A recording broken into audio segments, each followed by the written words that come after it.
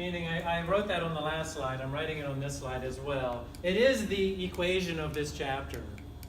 My question for you now is, given that delta H is constant, it doesn't change as a function of temperature. Delta S is constant, but temperature does change. What happens if the temperature gets larger? Does that term get more or less negative? That whole thing with the negative sign. Gets more negative. What's that going to do to delta G? Make it more negative. So our conclusion is, for this reaction, as temperature increases, delta G becomes more negative, and the reaction becomes, or stays, spontaneous. Can we say that the reaction becomes more spontaneous? Pretty much no.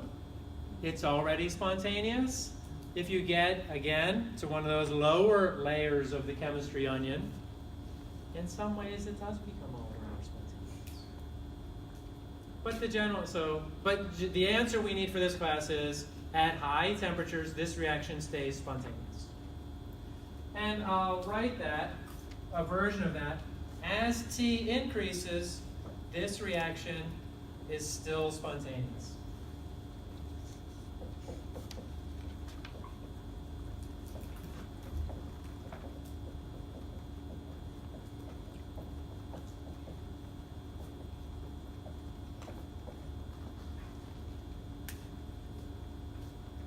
Next, we'll ask the question, what if we're at 0 Kelvin? And just to be clear, all temperatures in thermodynamics are Kelvin. Every once in a while, a degree Celsius will work, like when we used to do coffee cup calorimetry. But even then, if they work in Kelvin as well. So if you're always in Kelvin, you're always good. What about 0 Kelvin? Is this reaction spontaneous or non-spontaneous? If I put a 0 right here, what's delta G? Positive, and equal to this number, right? So at 0 Kelvin, delta G is positive. Is this reaction spontaneous or non-spontaneous? Non-spontaneous. Non-spontaneous. So, and I think at this point, we're going to go to the next slide. Yeah. And talk more about temperature. And what we just said was, for this reaction,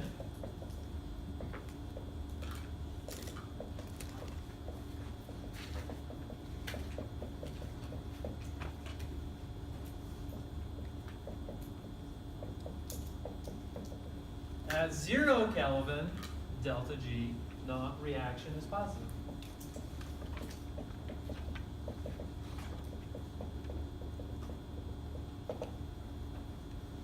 Reaction is non-spontaneous in the forward direction.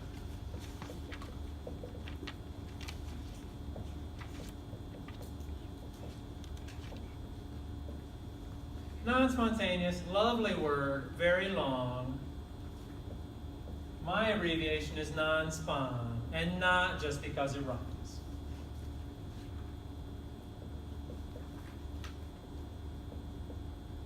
In forward direction.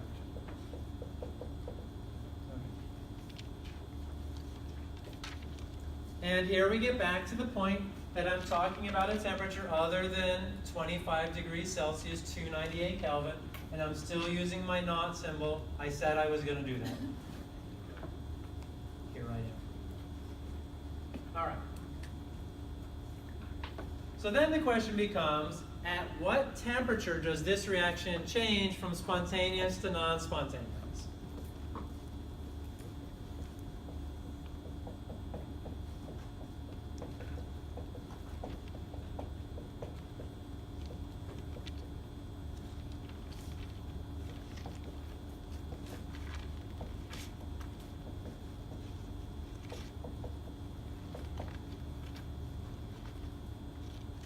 And how do you think we go about solving? What is the value of delta G naught reaction as we change from positive to negative? It is 0, so solve for delta G naught.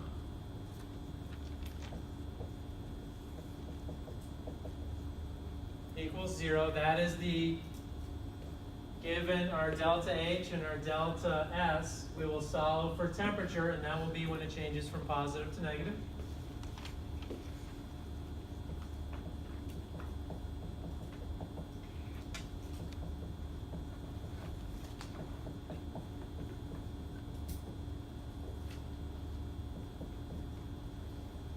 Did I mention that I like joules?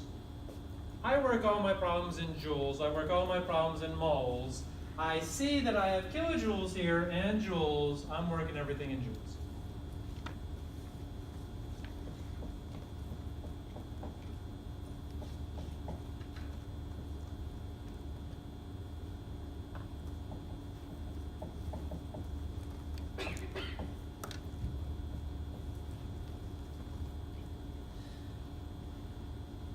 And when I do this,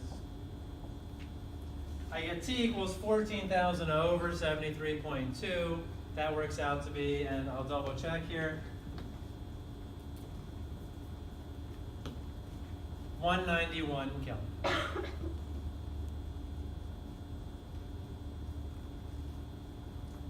So at temperatures above 191 Kelvin,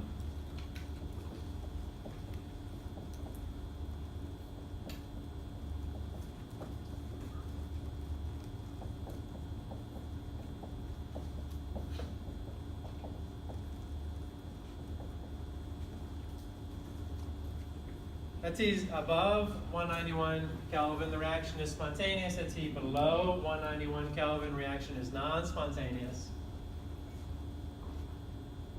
And at T equals 191 Kelvin, the reaction is at equilibrium.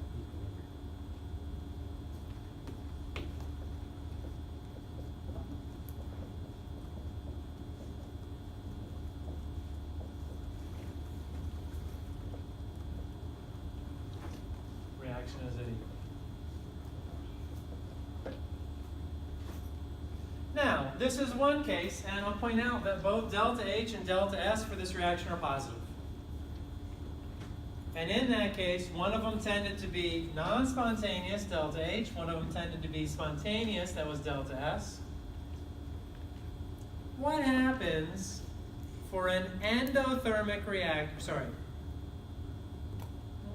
for an exothermic reaction, which tends to be spontaneous, and a reaction for which entropy increases, which tends to be spontaneous, is that that reaction will always be spontaneous at every temperature.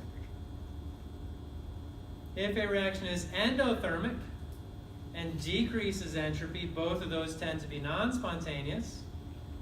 That reaction is always non-spontaneous. And so you can plug in numbers for this reaction, you can plug in numbers, for this equation, and figure out whether it will be spontaneous at some, all, or no temperatures. And that is a common multiple choice question. Questions about this? Kate, and then Hannah? I was just solving for solving. I can't tell that greater equals smaller. T. For this specific question, because that T equals 191, so is that equilibrium? So at what temperature does this reaction change from spontaneous to non-spontaneous? 191 Kelvin.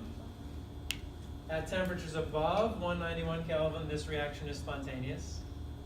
Below 191 Kelvin, it is non-spontaneous. So that is the temperature at which it changes.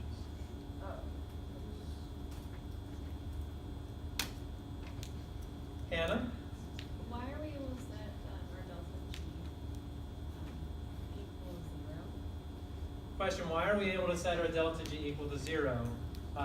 Specifically to find the temperature at which this reaction is at equilibrium or changes from spontaneous to non-spontaneous. So why, if your question is why in a philosophical sense are we able to?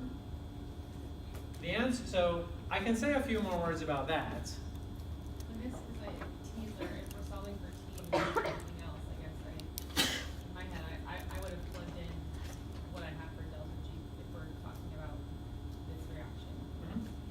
I So- would have just plugged that in and I would have gotten the wrong answer. But So this value right here is at under standard conditions at 298 everything. 298, 10 Kelvin, all those things I listed in red a couple slides back. Okay. And what we're then, and we're saying under those conditions, delta G is negative, reaction is spontaneous, period, done. And then we ask another question. We say, since delta H tends to be non-spontaneous, while delta S tends to be spontaneous, that means there is a temperature at which it changes. And this temperature term becomes important. How do we find that temperature? We set delta G not reaction equal to 0. And implicit in that, by the way, is that as temperature changes, these two values do not change. And that's actually pretty true. And we don't have to talk any more about that, but these are relatively constant as temperature changes, meaning this changes a lot because it's got a linear temperature dependence. So the whole reason we're doing this is to find out if we can manipulate temperature to make a reaction happen or not happen. That's why we're interested.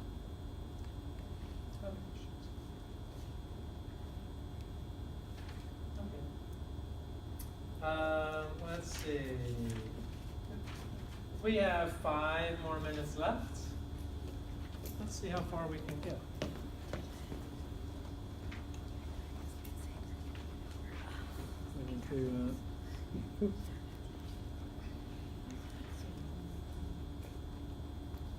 Oh, we were already there. Wouldn't it be great if we could make photosynthesis spontaneous? Is it spontaneous? I don't know, it certainly seems to happen. Bio folks? It uses energy from the sun. So is photosynthesis spontaneous? No. Put stuff in the dark, no photosynthesis. Okay.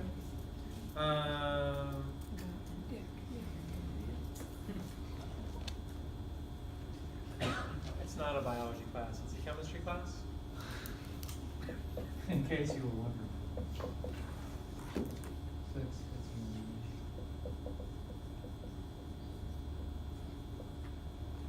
My picture of photosynthesis is you take a bunch of carbon dioxide, you take a bunch of water, you make glucose.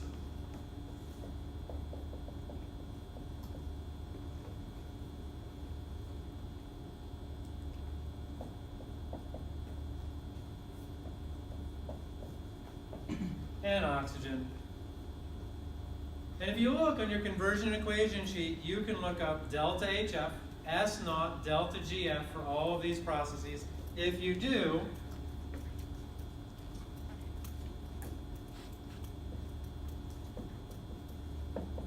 and then solve for delta G reaction by doing products minus reactants, you get delta G not reaction is plus 2828.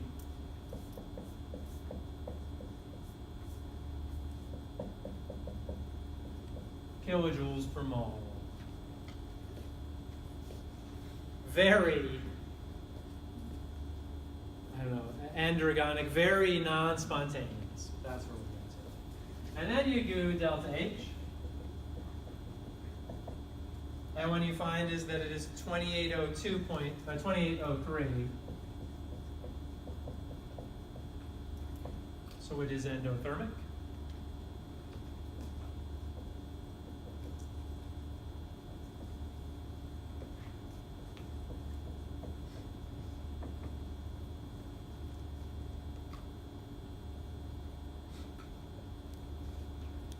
What do you think about delta S? I would suggest to you that delta S, not necessarily obvious. You've got 6 moles of gas on one side, you've got 6 moles of gas on the other side. Those more or less cancel each other out. Then you've got 1 mole of solid versus 6 moles of liquid. Smaller pieces of matter have more entropy. And so we are going from a higher to a lower entropy state. Qualitatively speaking, without using numbers, Of course, I like numbers myself.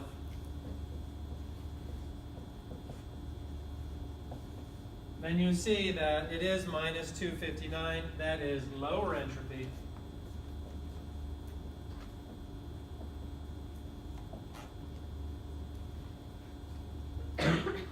Question, will this reaction be spontaneous at any temperature?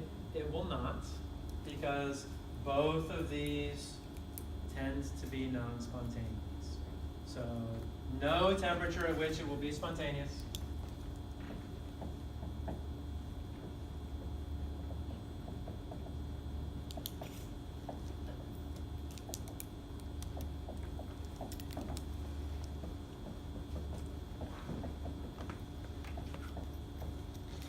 And that's because both delta H and delta S tend to be non-spontaneous.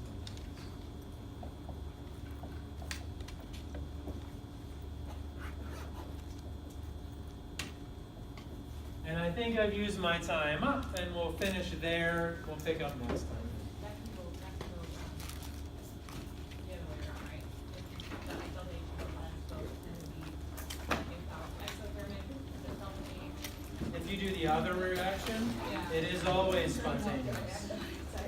By the same argument. Just runs up. And then the G, the H, and the S are all from the given part? Is that how you were able to just find it? They're all given on the conversion equation sheets. I'll do that. And you get ample practice doing that on homework.